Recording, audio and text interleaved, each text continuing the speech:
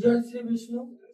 আমার শ্রী বুড়াকবেণী বিষ্ণু ঠাকুর মা কামাখ্যা আশীর্বাদে আসা হইল।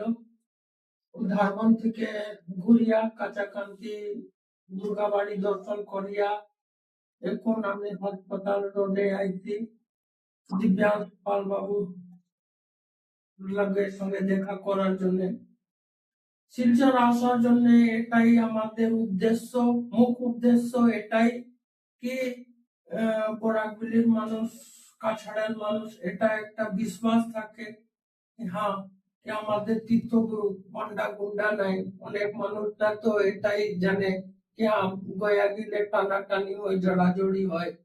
তাদের একটু বিশ্বাস দিবার জন্য এটা আমার পূর্বপুরুষ বি আইতো ঘুরতো, যখন সিলট ছিল ঠাকুর দাদা আইতো এসব ঘোরাফেরা করতো। আজকে আমি বি আইছি শিলচরে আইয়া অনেক শিষ্য সঙ্গে সম্মান পাইতেছি। হ্যাঁ তার মধ্যে একজন পালবাবুর সঙ্গে আইলাম, দেখা করলাম, গয়া কাজ করিয়া আইসেন। একটু দিব্যাস বাবু যা বলবেন গয়া করিয়া আইসেন, ওনার বাড়িতে উঠছি। উনি সুন্দর মতন লাগছে। দিব্যাস বাবু কইবেন। নমস্কার, আমি এটাই বলবো যে বেসিক্যালি আমরা গয়ার ব্যাপারে আমরা অনেক সময় ভাবি যে গয়া গেলে কাকে দিয়ে কাজ করাবো, কি করব।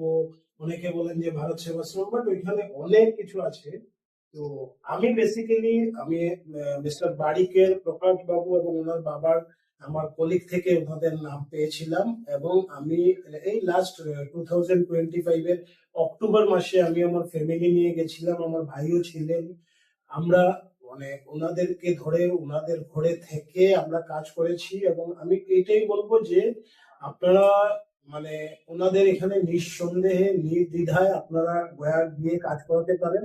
এটা আমি এসুরেন্স দিচ্ছি, জানি ফ্রম মানে শিলচর থেকে আমি বলছি।